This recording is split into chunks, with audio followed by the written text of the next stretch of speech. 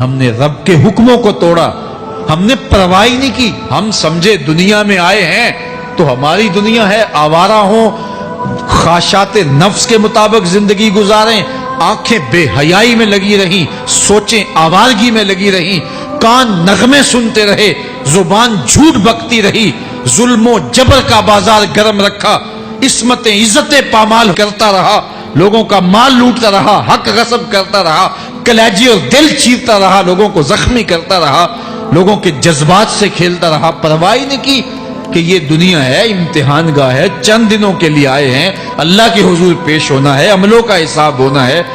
اب جب وہ دیکھیں گے کہ ہمارے ساتھ کیا ہونے والا ہے تو ان کے چہرے پہلے بگڑ جائیں گے۔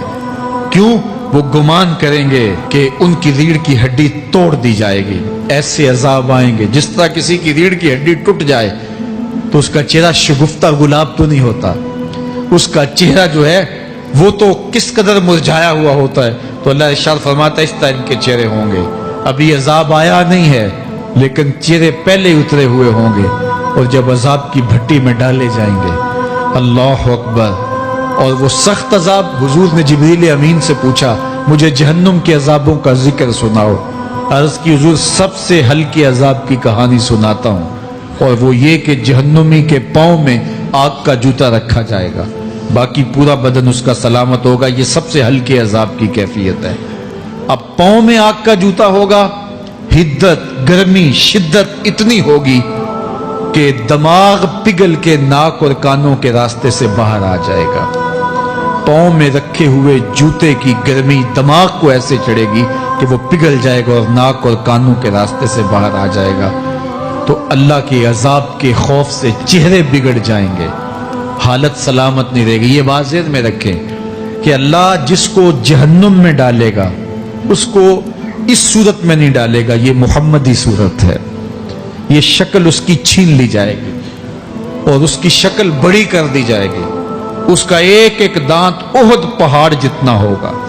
احد پہاڑ کا پھیلاؤ 15 کلومیٹر پہ ہے، 15 کلومیٹر کا ایک دانت، اور 32 دانت کتنے ہوں گے تو منہ کتنا بڑا ہوگا۔ اس کو اتنا بڑا اس لیے کیا جائے گا تاکہ وہ عذاب کی تکلیف زیادہ سہے۔ 70 گز موٹی کھال ہوگی، اور کھال جل جائے گی تو اللہ قرآن میں فرماتا ہے ہم نئی کھال دے دیں گے تاکہ عذاب کی تکلیف اس کو گوارا کرنی پڑے۔ پھر چیخے گا، چلائے گا، ہائے مجھے پانی دو، پانی دو، پیاس کی شدت ہے۔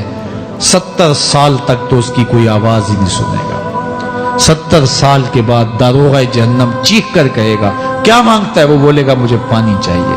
کہا جائے گا تو بے بھی ملتا ہے پانی۔ پھر داروغہ جہنم اسے پانی دے گا، کوکا کولا کی بوتل دے گا یا پیپسی تھما دے گا یا منرل واٹر کی بوتل دے گا؟ نہیں، قرآن بتاتا ہے اسے مائے حمیم دیا جائے گا، کھولتا ہوا پانی، اور وہ اتنا گرم ہوگا جب پینے کے لیے چہرے کے قریب کرے گا اس سے اٹھتی ہوئی بھاپ کی وجہ سے چہرے کی کھال ادھڑ کے اس کے اندر گر پڑے گی، لیکن اس کے باوجود اس کو پینا پڑے گا۔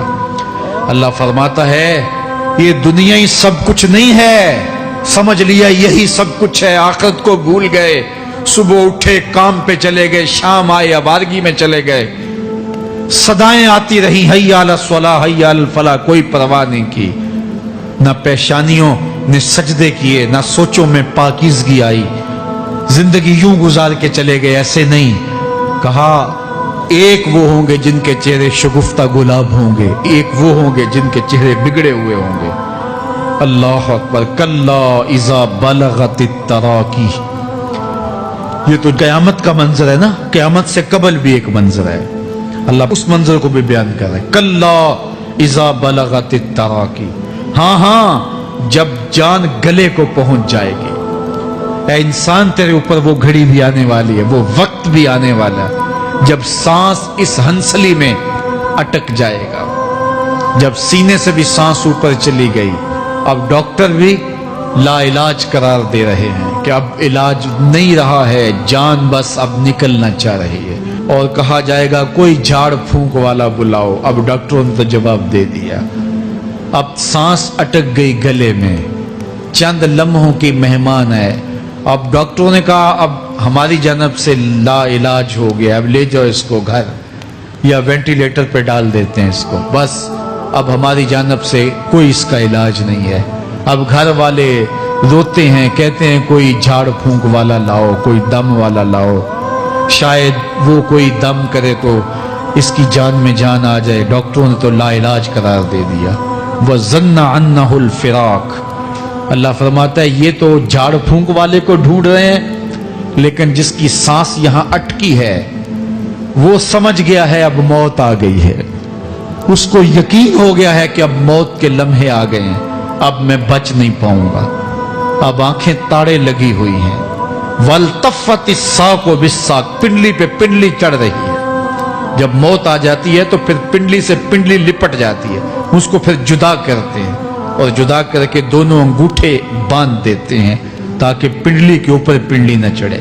اللہ وہ منظر بیان کرتا ہے, صاحب یہ وقت آنے والا ہے جب دونوں انگوٹھے باندھ دیے جائیں گے, جب ناک میں روئی ٹھونس دی جائے گی, جب چٹے لباس میں کفن دیا جائے گا, جب غسال کے سامنے بے بس پڑے ہوں گے, وہ چاہے یہ بازو اٹھائے چاہے یہ بازو اٹھائے, گرم پانی ڈالے یا سرد پانی ڈالے, جب بس پڑے ہوئے ہوں گے جو ہے وہ غسل دینے والوں کے, اور ناک میں روئی ہوگی اور دونوں انگوٹھے آپس میں بندھے ہوں گے. یہ محل, یہ ماڑی, یہ کوٹھیاں, یہ بنگلے جس کو سویر شام لگ کے حلال حرام کی تمیز کیے بغیر بنایا تھا, غوث اعظم رضی اللہ تعالیٰ عنہ بولے مکان بنا رہا ہے, بسیں گے اور حساب تو جا کے دے گا. اور یہ تو ایک رات بھی تجھے اس گھر کے اندر نہیں رکھیں گے کہ چلو ایک رات مہمان رکھ لیں. کہتے ہیں نہیں نہیں, مہمانوں نے بھی جانا ہے تو جلدی کرو, اس کو سپرد کراؤ. وہ تو تیرا لباس بھی پھاڑ کے اتاریں گے, خود غسل دینے کے لیے تیار بھی نہیں ہے. تجھ سے خوف آنے لگا ہے. جاندی واری ڈرونا بنے ہوتے, ہاتھ نہ لاندے ڈر دے, جنہ لئی تو پاپ کمائے اج کتھے نہیں تیرے کر دے. آج تو وہ تیرے ساتھ تجھے غسل دینے کے لیے آمادہ نہیں ہے. وَالْتَفَّتِ السَّاقُ بِالسَّاقِ. جب پنڈلی پہ پنڈلی چڑھنے لگ جائے گی, إِلَىٰ رَبِّكَ يَوْمَئِذٍ الْمَسَاقُ. اس دن تیرے رب کی طرف ہی لوٹ کے جانا ہے. فَلَا صَدَّقَ وَلَا صَلَّىٰ. اس نے نہ تو سچ مانا اور نہ نماز پڑھی. وَلَٰكِنْ كَذَّبَ وَتَوَلَّىٰ. ہاں جھٹلایا اور منہ پھیر کے چل پڑا. ثُمَّ ذَهَبَ إِلَىٰ أَهْلِهِ يَتَمَطَّىٰ. پھر اپنے گھر کو اکڑتا ہوا چلا.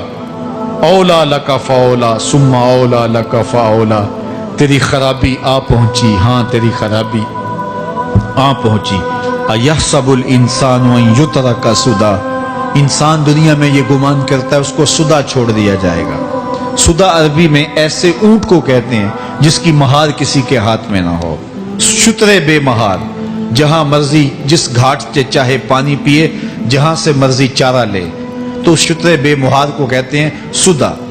تو یہ انسان بھی گمان کرتا ہے کہ میں بھی سدا ہوں, مجھے کوئی کیوں پوچھے, میرے جذبات پہ کوئی کیوں قدغن لگائے, مجھے کیوں روکے کوئی. بالخصوص جوانی کے ایام کے اندر جوان کو بڑا ہوتا ہے کہ کوئی مجھے کیوں, وہ تو ماں باپ کے کہنے میں بھی نہیں آنا چاہتا. وہ کہتا ہے کیوں مجھے روکتے ہیں, میری جوانی ہے, میرے جذبات ہیں, مجھے آزادی سے جینے دو, کیوں میرے راستے میں رکاوٹ بنتے ہو, میں سدا ہوں. اللہ فرماتا ہے نہیں, ایک اونٹ تو سدا ہو سکتا ہے جس کو میں نے اشرف المخلوقات بنایا ہے, اس کو تو سدا نہیں چھوڑوں گا, اس کو تو پابند بناؤں گا حکام کا. اب وہ کہتا ہے کہ نہیں نہیں, یہ کیسے دوبارہ اٹھائے جائیں گے. اب دوبارہ وہی بات پھر آ گئی. الم یک نطفۃ من منی یمنا. اللہ فرماتا ہے ایک بوند تھی نا, پانی کا ایک قطرہ تھا جو رحم مادر میں رکھا گیا. ثم کان علقہ, پھر وہ پانی کا قطرہ لوتھڑا بنا. فخلق فسوی, پھر اللہ نے اسے پیدا فرمایا اور پھر ٹھیک ہموار کیا. فجعل منہ الزوجین الذکر والانثی, پھر اس سے وہ جوڑ بنائے, کوئی مرد بنایا کوئی عورت بنائی.